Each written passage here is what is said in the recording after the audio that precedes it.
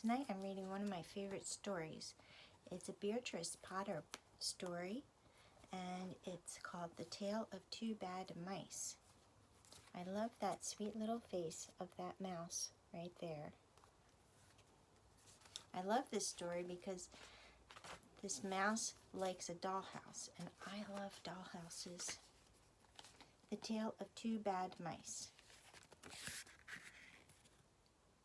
There they are. Two naughty mice.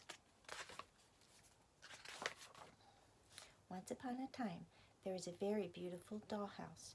It was red brick with white windows, and it had real muslin curtains and a front door and a chimney.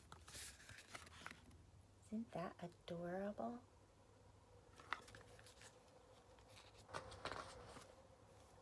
It belonged to two dolls called Lucinda and Jane.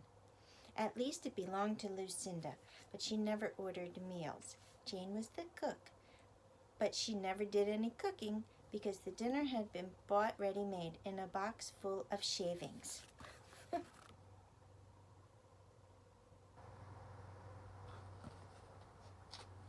Those dolls don't have very expressive faces, do they? There were two red lobsters and a ham, a fish, a pudding, and some pears and oranges, but they would not come off the plates.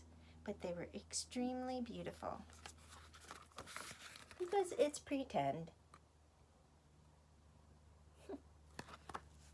Two lobsters and a ham. One morning, Lucinda and Jane had gone out for a drive in the doll's perambulator. I think that's a stroller.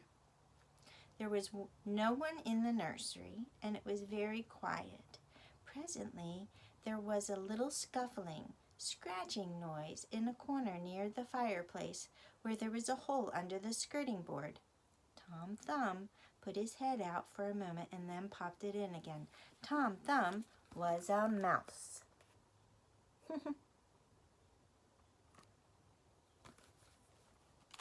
They're actually very cute, aren't they?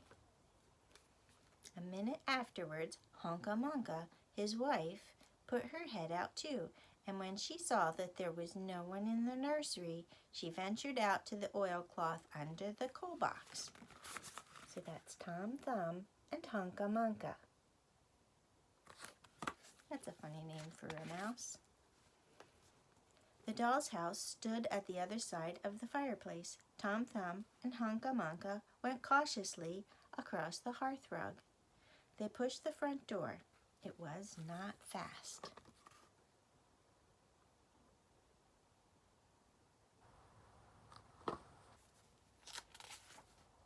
Tom Thumb and Honka Monka went upstairs in the dollhouse and peeped into the dining room. Then they squeaked with joy. Such a lovely dinner was laid out on the table. There were tin spoons and lead knives and forks and two dolly chairs, all so convenient. Just so cute. They think it's all set just for them. Tom Thumb set to work at once to carve the ham. It was a beautiful, shiny yellow ham streaked with red. The knife crumpled up and hurt him. He put his finger in his mouth. It is not boiled enough. It is hard. You have a try, Honka Monka. So he can't cut it. And he's going to have Honka Monka try it. Why do you think he can't cut it? I think because it's pretend. Honka Monka stood up in her chair and chopped at the ham with another lead knife.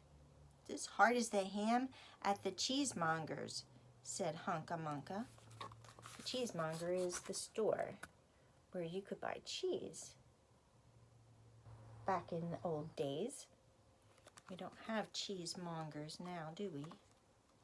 I've never been to the cheesemonger. The ham broke off the plate with a jerk and rolled under the table. "Let it alone," said Tom Thumb. "Give me some fish, Honka Monka." Do you think they will have better luck with the fish? I don't think so. Hunca Munca tried every tin spoon in turn. The fish was glued to the dish. Then Tom Thumb lost his temper. He put the ham in the middle of the floor and hit it with the tongs and the shovel. Bang, bang, smash, smash. The ham flew all into pieces, for underneath the shiny paint it was made of nothing but plaster. Oh no.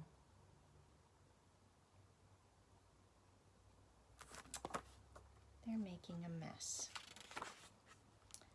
There was no end to the rage and disappointment of Tom Thumb and Hunca Munca. They broke up the pudding, the lobsters, the pears, and the oranges. As the fish could not come off the plate, they put it into the red-hot, crinkly paper fire in the kitchen, but it would not burn either.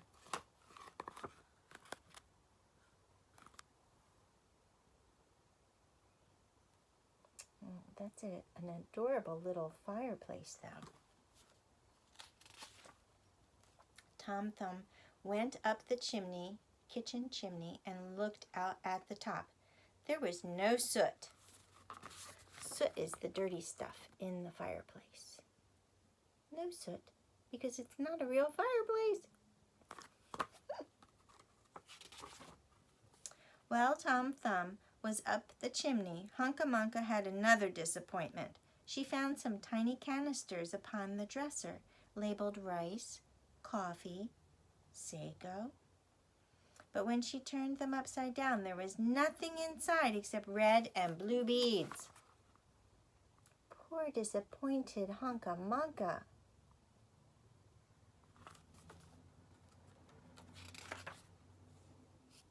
Then those mice set to work to do all the mischief they could, especially Tom Thumb. He took Jane's clothes. Jane is one of the dolls, remember?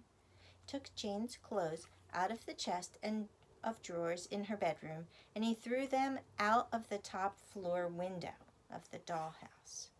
But Hunca Munca had a frugal mind.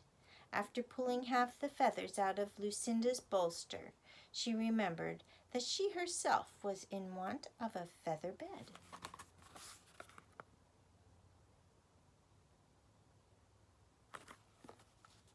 There's two bad mice. With Tom Thumb's assistance, she carried the bolster downstairs and across the hearthrug. It was difficult to squeeze the bolster into the mouse hole, but they managed it somehow. It's like a pillow, the bolster.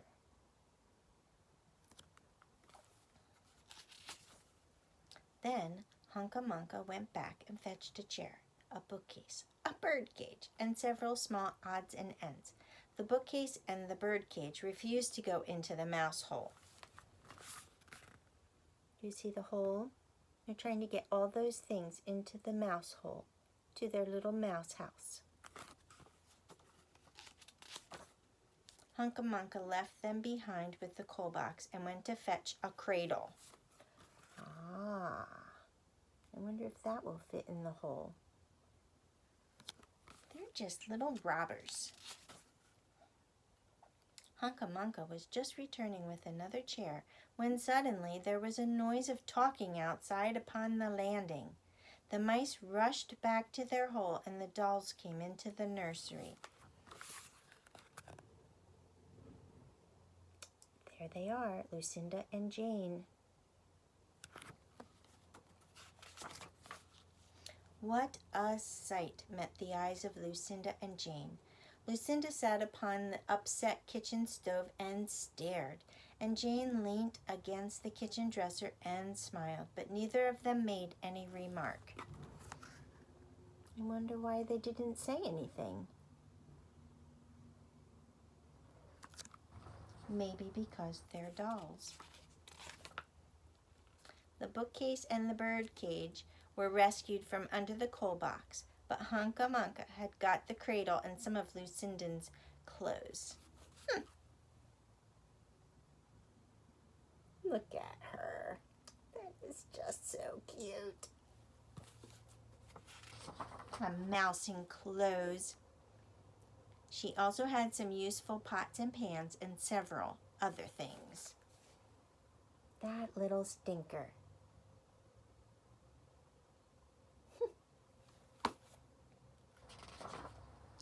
The little girl that the doll's house belonged to said, "I will get a doll dressed like a policeman." Uh-oh. He looks pretty serious. He's going to keep things straight. But the nurse said, "I will set a mousetrap." Oh boy, that sounds dangerous. So that is the story of the two bad mice. But they were not so very naughty after all, because Tom Thumb paid for everything he broke. He found a coin, they say here, 6 pence, under the hearth rug, and on Christmas Eve, he and Hunca Munca stuffed it into one of the stockings of Lucinda and Jane. Well, that's very nice of them. They did all that damage, but then they tried to pay for it. And very early, every morning, before anybody is awake, Hunca Munca comes with her dustpan and her broom to sweep the Dolly's house. The end. Isn't that nice? Even though they made such a mess, Hunca Munca is cleaning for them. Well, isn't that a nice story? The Tale of Two Bad Mice. And let's say our prayer. Now I lay me down to sleep. I pray the Lord my soul to keep. Guide me gently through the night and wake me with the morning light. Amen. I hope you sleep well. See you tomorrow.